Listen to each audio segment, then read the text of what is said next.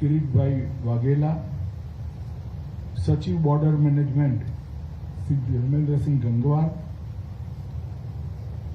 DG BSF Shriman Pankaj Kumar ji, additional DG BSF Shri Rama Shastri ji, Gujarat के IG Shri Malik ji और उपस्थित प्यारे जवान भाइयों और बहनों, आप सभी को रामनवमी की बहुत बहुत शुभकामनाएं देना चाहता हूं।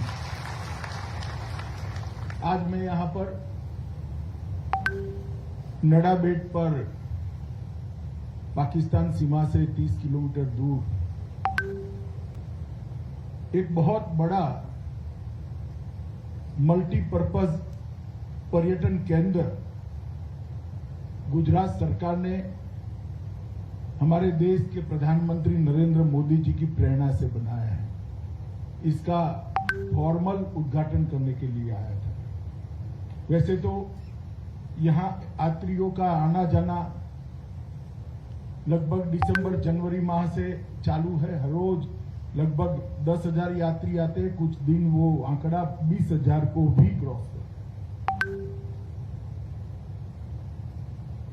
मित्रों, पर्यटन केंद्र क्यों बनाया गया है उसके बारे में मैं बाद में आपको बात करूंगा। सबसे पहले मैं बीएसएफ के जवानों को, पूरी बीएसएफ की टीम, चाहे बॉर्डर सिक्योरिटी फोर्स में कुछ भी काम करते हैं, वो सभी को पूरे देश की ओर से बहुत बहुत धन्यवाद और आभार जताने के लिए। और इसको एक प्रकार से नाम तो सैनिक सम्मेलन दिया है, मगर ये मेरी दृष्टि से एक आभार सम्मेलन है। क्योंकि मैं जानता हूं कोई भी बॉर्डर गार्डिंग फोर्स हो और विशेषकर बीएसएफ, उसका काम कितना कठिन होता है। मैं गुजरात से हूं, कच्छ और बनासकांठा का रेगिस्तान मैंने देखा है। अभी से ही 42 डिग्री 43 डिग्री गर्मी पहुंच चुकी है। रेत की आंधियां, चिलचिलाती गर्मी, हाड़ को थिजा देने वाले ठंडी, ये सब के बीच में अहर्निश एकाग्रता के साथ जीवन पर्यंत कर्तव्य के मंत्र को साकार करते हुए बीएसएफ के जवान देश की 6385 किलोमीटर लंबी सीमा की सुरक्षा करते हैं। और मैं मानता हूं कि देश के अंदर 6-7 साल से, जब से नरेंद्र मोदी जी प्रधानमंत्री बने, देश को दुनिया में सर्वोच्च स्थान पर पहुंचाने की, हर क्षेत्र के अंदर सर्वोच्च स्थान पर पहुंचाने की एक प्रकार से आयोजनबद्ध तरीके से प्रयास हो रहा है। और वो प्रयास सफल इसलिए होगा कि बॉर्डर गार्डिंग फोर्स के मेरे जवान सीमा पर अभेद सुरक्षा का सुदर्शन चक्र लिए हुए खड़े हैं। आप सीमाओं की सुरक्षा करते हो, इसीलिए सीमा के अंदर विकास संभव हो। और ये तो ये सीमा है जहां उत्कृष्ट पराक्रम बीएसएफ और सेना के लोगों ने किया है। जब लड़ाई हुई, नगर पार करके लगभग 1000 वर्ग किलोमीटर के क्षेत्र को पाकिस्तान से छीनकर विजय का तिरंगा फहराने का काम यहां बॉर्डर सिक्योरिटी फोर्स, बहुत लंबे समय तक, जब तक समझौता नहीं हुआ, एडमिनिस्ट्रेशन में भी बीएसएफ लगी रही। और 1965 से बना हुआ है संगठन 25 बटालियनों के साथ 2,65,000 जवानों की नफरी के साथ आज 193 बटालियन और 60 आर्टिलरी रेजिमेंट के साथ। मित्रों, ये संगठन 2,65,000 की नफरी, ये भारत की सुरक्षा की गारंटी है, ऐसा पूरा देश और देश का हर नागरिक मानता है। कश्मीर घाटी में घुसपैठ रोकनी हो, नॉर्थ ईस्ट में और कुछ वामपंथी उग्रवादी क्षेत्रों में आंतरिक सुरक्षा को संभालना हो, भारत बांग्लादेश अंतर्राष्ट्रीय सीमा पर दोनों देशों के रिश्ते न बिगाड़ते हुए देश के सभी हितों की सुरक्षा करनी हो,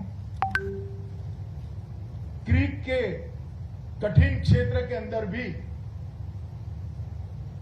घुटनों तक दलदल में घंटों तक चलकर वहां पर सजगता बरतनी हो। मैं नहीं मानता विश्व में इतने कठिन से कठिन स्थितियों में काम करने वाला कोई सीमा सुरक्षा बल होगा, वो केवल और केवल बीएसएफ होगा। और इसलिए ये जो अभी सीमा दर्शन कार्यक्रम बनाया गया है, पर्यटन के साथ नडाबेट के अंदर पर्यटन के उद्देश्य से बना, 125 करोड़ रुपए का खर्चा गुजरात सरकार ने इसके अंदर किया है। यहां बीएसएफ की वीर गाथाओं को छोटे छोटे बच्चे देखकर हमारे बॉर्डर गार्डिंग फोर्स के प्रति सम्मान की भावनाओं को संस्कार के रूप में स्वीकार करें, उनका भी मन बने कि देश की सुरक्षा के क्षेत्र में मुझे भी कुछ करना है। हो सकता है वो सीमा सुरक्षा बल से न जुड़े और कोई सीएपीएफ से न जुड़े, सेना में न जाए, मगर देश की सीमाओं के सुरक्षा करने वाले प्रहरी के प्रति उसका सम्मान और संवेदना हमेशा के लिए जागरूक है। गुजरात सरकार अब यह भी आयोजन करने वाली है कि 5वीं से 8वीं कक्षा का पढ़ाई करने वाला हर बच्चा अपने स्कूल के पर्यटन का सेंटर अभी नडाबेट बनने जा रहा है, जिससे यहां पर बीएसएफ के त्याग, समर्पण, बलिदान, वीरता, ये सबको अपने साथ लेकर वो सिविल सोसाइटी के अंदर जाएगा। जब वो नागरिक बनेगा तब भी उसके जीवन के अंतिम साल तक ये सम्मान बना रहेगा। लोग भी आएंगे रिट्रीट को देखने के लिए। अभी ही 10-10 हजार लोगों की आवाजाही हो रही है। गुजरात सरकार आसपास के क्षेत्र में रहने की सुविधा, होटलों का भी एक अच्छा प्लानिंग करने जा रही है। कम से कम 2 दिन बनासकांठा की सरहद पर गुजरात का हर नागरिक निकाले, तभी जाकर ये सरहद की कठिनाइयों के साथ जुड़ेगा और सरहद को जानने का काम कर पाएगा। मित्रों, मैं ज्यादा लंबा नहीं कहना चाहता, मैं इतना ही कहना चाहता हूं कि नरेंद्र मोदी सरकार ने सभी सीएपीएफ के जवानों की सुविधाएं बढ़े, आपके परिवारों की सुविधाएं बढ़े, इसके लिए भी ढेर सारे कार्यक्रम हाथ में लिए हैं। बहुत डिटेल में मैं इसके बारे में कहना नहीं चाहता। इसके अंदर हेल्थ चेकअप से लेकर हाउसिंग सेटिस्फेक्शन रेशियो से लेकर आपकी ड्यूटी को भी रेशनलाइज करने जा रहे हैं। परंतु आयुष्मान सीएपीएफ का जो कार्यक्रम है उसको पॉपुलर बनाना आपके हाथ में। मैं मानता हूं बीएसएफ के सभी जवानों को कार्ड पंकज सिंह जी मिल गए होंगे, परिवार के कार्ड हैं। आपके परिवार में भी किसी भी व्यक्ति को कोई भी बीमारी भगवान न करे आती है तो वो कार्ड लेकर अनेक अस्पतालों में जाकर अपना इलाज करा सकता है और कोई कागजी कार्यवाही में पड़ने की जरूरत नहीं। और ये आपकी सुविधा के लिए बना है और एक प्रयोगात्मक है। इसके अंदर ढेर सारे सुधार आपकी कठिनाइयों के देखते हुए आगे करना चाहते हैं। इसलिए मैं आपसे ये निवेदन करना चाहता हूं कि इसके ऑपरेशनल दिक्कतें, टीचिंग प्रॉब्लम शुरुआती दिक्कतें अगर कोई भी आपके ध्यान पर आती है तो निसंकोच डीजी बीएसएफ को लिखे और डीजी बीएसएफ भी इसको संकलित कर ये पूरी योजना को जीरो कठिनाई वाली योजना बनाने की दिशा में भारत सरकार का सहयोग करे। मित्रों, फिर से एक बार पूरे देश की ओर से, प्रधानमंत्री मोदी जी की ओर से और गृह मंत्रालय की ओर से बीएसएफ के सभी जवानों के देशभक्ति और कठिन परिस्थिति में कर्तव्य निभाने के जज्बे को मैं सैल्यूट कर मेरी बात को समाप्त करता हूं। आज खाना भी आप लोगों के साथ खाना है तो मुझे भी बहुत आनंद आएगा और आप लोगों को मिलने का मौका दिया, इसलिए डीजी बीएसएफ का भी बहुत बहुत धन्यवाद करना चाहता हूं। वंदे मातरम।